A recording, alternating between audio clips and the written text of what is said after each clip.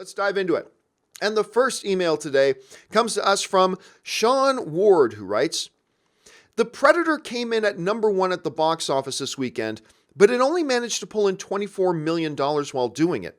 With a production budget of $88 million, is the studio happy with the results, even though it came in at number 1? All right, thanks a lot for the question, Sean. And the answer to that question is absolutely not.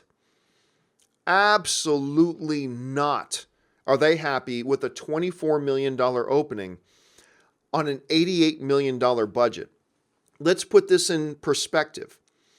The 2010 Predator film, Predators, with Adrien Brody, made just over $24 million on less than half of the budget, and that was in 2010.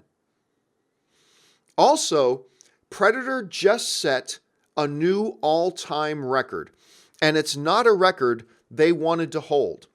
Box Office Mojo explains it like this.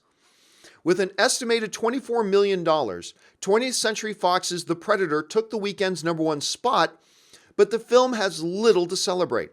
Debuting in 4,037 theaters, the film's opening is the worst for a live-action film opening in over 4,000 locations, unseating The Mummy, which previously held the distinction after its $31.6 million opening on 4,035 screens last summer.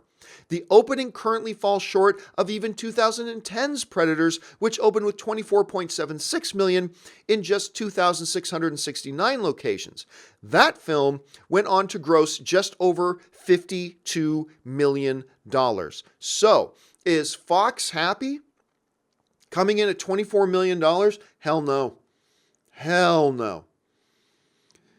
And it's funny because the previous record holder, horrible record holder, was The Mummy, and it made like $6-7 million more than Predator did on over 4,000 screens.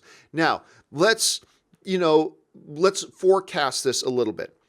According to Box Office Mojo, go down to that last line.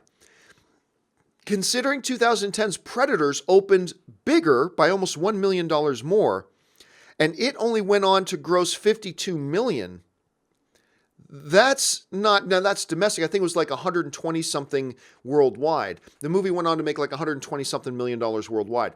That is not good enough. That means this movie's going to lose money. And guess what? Strong word of mouth ain't going to get it, because this movie isn't going to get strong word of mouth. There are some people that like the film, and that's great. But overall, there's not going to be some overwhelming strong word of mouth, because a lot of us, including me, thought it was a pretty disappointing film. So that's not going to rescue it. Quite frankly, I thought 2010's Predators with Adrien Brody was a better film than this one. Even this one had some better action in it, I'll give it that. So are they happy?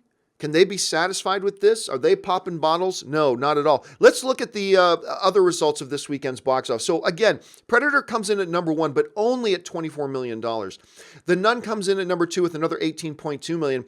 A Simple Favor opens bigger than they initially expected with a very respectable $16 million. White Boy Rick disappointed, coming in with just 8.8. They were hoping for a bit higher with that.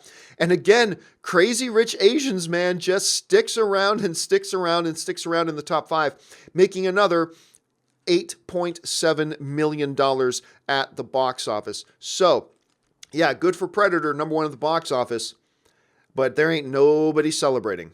I don't think, if there was any plans to get another Predator movie on, like, going and on the conveyor belt, they've probably been halted right now. All right, let's move on to the second email.